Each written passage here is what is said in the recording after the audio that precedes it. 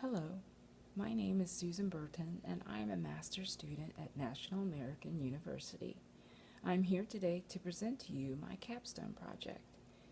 My project is entitled Concept-Based Teaching and Learning, Its Effectiveness in Enhancing Student Critical Thinking Skills. And this PowerPoint presentation was created on November 27, 2015. Critical thinking skills are a key outcome that are desired for students of nursing courses. Critical thinking skills help to attain quality nursing care, improve patient outcomes, and it also pushes nurses to do research and learn new evidence in order to continuously improve the health care in which they are providing. Nursing must evolve and adapt to the ever-changing healthcare system. Adaptation involves using alternative teaching strategies that help students learn to think critically amidst the complex patient population. Research indicates that teaching and concepts may be the educational strategy that will help educators achieve this objective. In the literature, we find that according to Giddens and Brady, nursing has been plagued with content saturation, and it's one of multiple factors calling for educational reform. Educators must move past the comfort zone and shift from emphasizing content to a conceptual pedagogy. The concept teaching approach emphasizes concepts across a lifespan, the environment, and the health-illness continuum. Concept teaching requires a student-centered active learning approach focusing on learning in concepts. Giddens and Brady also cite literature which points out high course evaluations and pass rates on licensure exams in order to strengthen the argument that concept teaching is the educational pedagogy of choice for today's nursing programs. An experimental study conducted by Kinnick in order to determine how prepared students were for clinical practice studied 3 strategies of concept teaching. The study proposed was to determine if a specific model would be more effective in teaching the concepts related to electronic fetal monitoring rather than teaching the same information by traditional means. Each student received initially a first test before they entered the clinical setting with limited prerequisite information on the topic. After the initial testing, students performed treatments for the neonates. And during the time of the treatment, students were provided a clinical experience form in which they were required to record their experiences with the fetal monitoring system. Following the clinical, students were given a second test. After the data was analyzed and results examined, it was determined that teaching and concepts helped students retain the concepts that were taught. The results suggest a benefit for student learning when concept teaching was the teaching strategy. In another study conducted by Chen, Lang, Li, and Lau, the effects of using concept mapping in developing critical thinking ability and approach to studying were explored.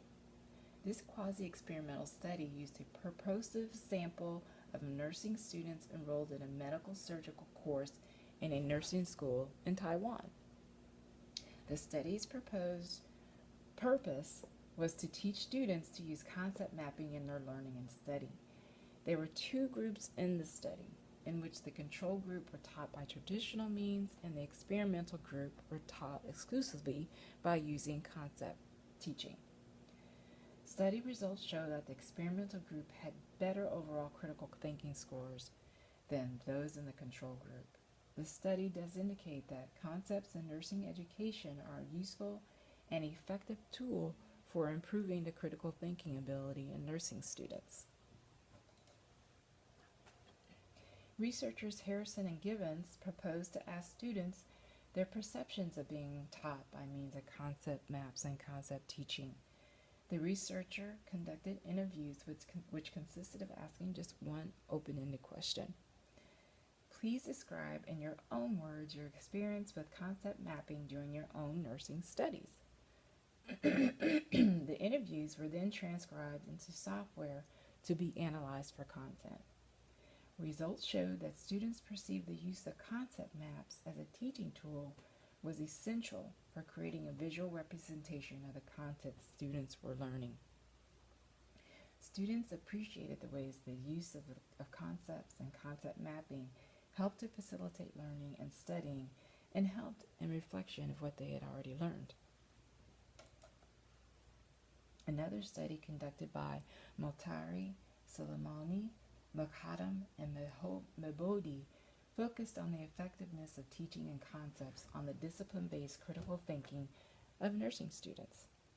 The study was a quasi-experimental, post-test only design of a randomly selected convenient sample of nursing students divided into two groups. The experimental group were a part of a one-day workshop where they were to use two concept maps during their clinical practice.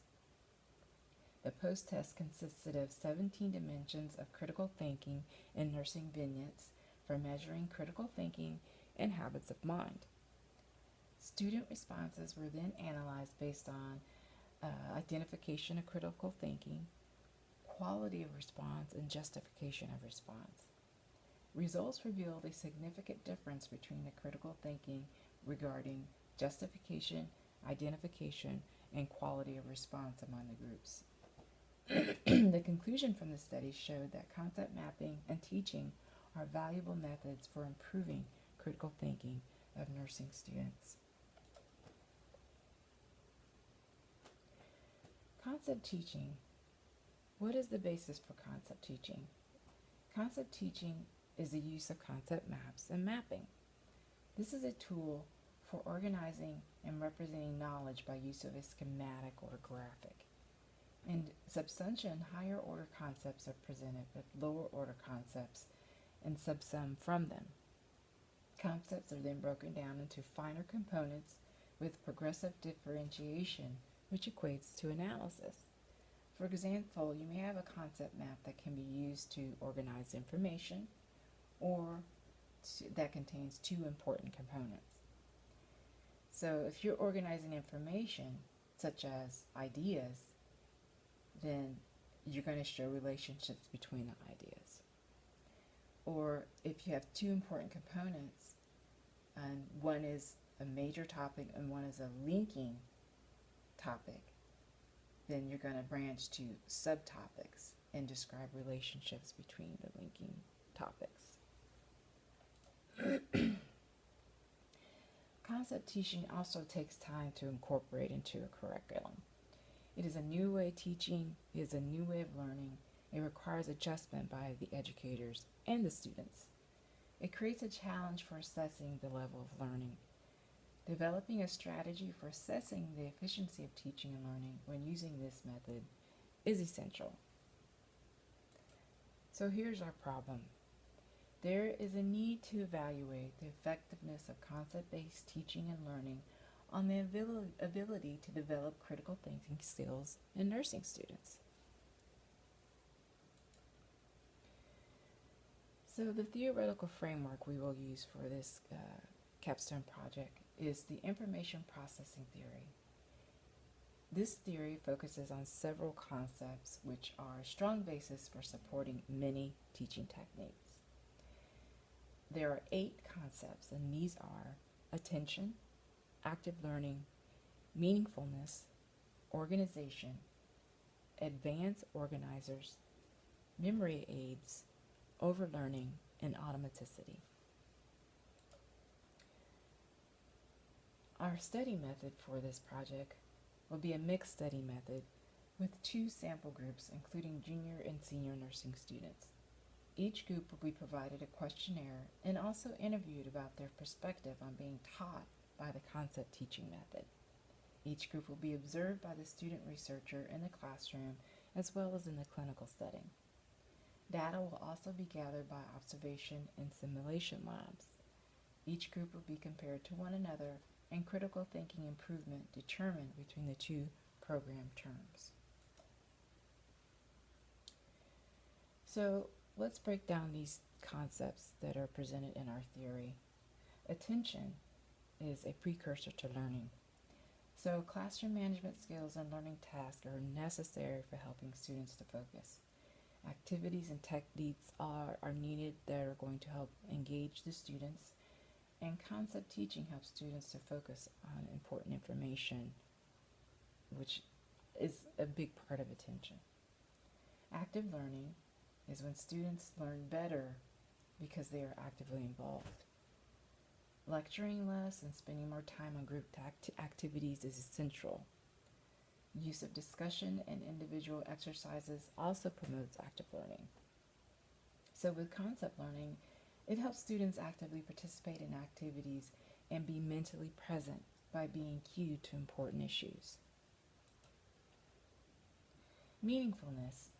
Meaningful material is learned more rapidly. Meaningful material is retained longer, and learners grasp generalizations and relationships between facts and principles easier. Concept teaching frames facts and skills with generalizations with the intention of developing conceptual understanding. Organization. It's closely related to meaningfulness. Information is more meaningful and easily remembered when it is organized in a clear fashion and presented in an organized manner. Concept mapping allows for related ideas to be networked together and thoroughly organized. Advanced organizers. Information presented in advance of new material. Advanced organizers can be used by the learner to structure and understand new incoming material. Concepts are a form of advanced organizers. Advanced organizers foster learning with the goal of instruction being the transferring of knowledge in learning. Memory aids are significantly enhance the learning process. Visual imagery is the most effective memory aid. Educators can help students develop images for remembering important ideas. Concept mapping is a form of visual imagery. Overlearning. When learning information moves past the point of initial mastery. It consists of reviewing previously learned material, and educators can provide meaningful repetition of material rather than utilizing rote data. Automaticity is closely related to overlearning. Conscious thought that becomes automatic is automaticity. It is meaningful repetition and enhances the ability of cognitive processes to become automatic. It can be enhanced by providing students with meaningful opportunities for practicing their skills. When students learn concepts, it increases their motivation to learn by inviting them to think about facts through an engaging key concept. Students then gain confidence by finding a deep foundation of factual knowledge from which they can retrieve cognitively and apply it. Conceptual learning is a process in which students learn how to organize information logically. New information is retained and learned better when students are required to actively process information and develop meaningful associations with the information. The learning processing theory will help clarify the process behind concept teaching and provide a means for measuring the effectiveness of this teaching method. So what method are we going to use? Measuring nursing student satisfaction will help determine the effectiveness of a program structure and accountability in regards to how well students are learning. The Nursing Student Satisfaction Scale provides a theory-based approach for measuring nursing student satisfaction with their nursing programs. Nursing Student Satisfaction Scale, what is it? It measures nursing student satisfaction by the use of a 31-item questionnaire. It uses a 6-point Likert scale, with 1 being the lowest satisfaction and 6 the highest level of student satisfaction. The 31 items are 9 related to curriculum, 8 related to faculty, 6 related to social interaction, and 7 related to concept teaching perception. Also, another method used would be student research or observation. The student researcher will observe in-class courses taught using the concept teaching methodology. The student researcher will gauge how